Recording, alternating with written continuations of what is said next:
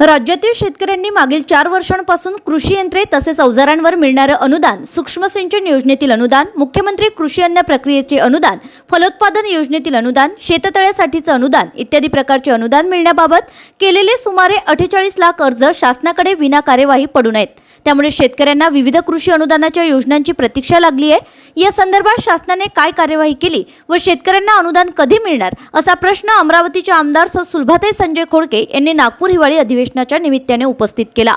आमदार सुलभाताई खोडके यांनी अधिवेशनाच्या माध्यमातून शासनात अवगत केला आहे की शेतकऱ्यांना कृषी संलग्नित कामे व पूरक व्यवसाय करण्यासाठी शासनाकडून विविध कृषी योजना राबविल्या जातात, ज्यामध्ये प्रामुख्याने केंद्र पुरस्कृत कृषी यांत्रिकीकरण उपाययोजना,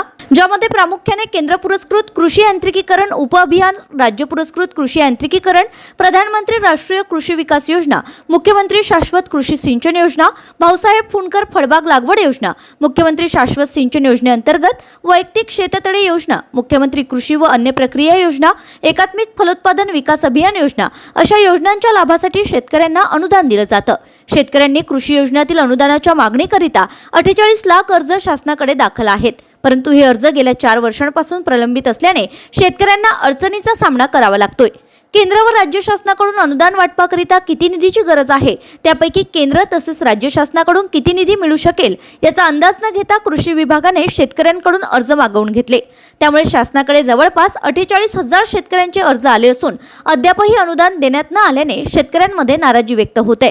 त्यामुळे याबाबतची कारणे काय आहेत, तसेच अनुदान देण्याबाबत शासनाने कोणती कार्यवाही केली व करण्यात येत आहे याबाबत कृषी मंत्री महोदयांनी खुलासा करावा असा प्रश्न आमदार सुलभाताई खोडके यांनी नागपूर हिवाळी अधिवेशनातून केलाय। यावर आपल्या लिखित उत्तरात राज्याचे कृषी मंत्री नामदार दत्तात्रय भरणे यांनी सांगितलं आहे की सद्यस्थितीत विविध योजनेअंतर्गत प्रथम अर्ज करणाऱ्यास प्रथम प्राधान्य या तत्वावर 46,58,320 लाभार्थ्यांची निवड करण्यात आली आहे। कृषी विभागांतर्गत विविध योजनांअंतर्गत बाबी संपृक्तता मोडवर उपलब्ध करून द्यावयाच्या झाल्यास त्यासाठी मोठ्या प्रमाणात निधीची आवश्यकता आहे।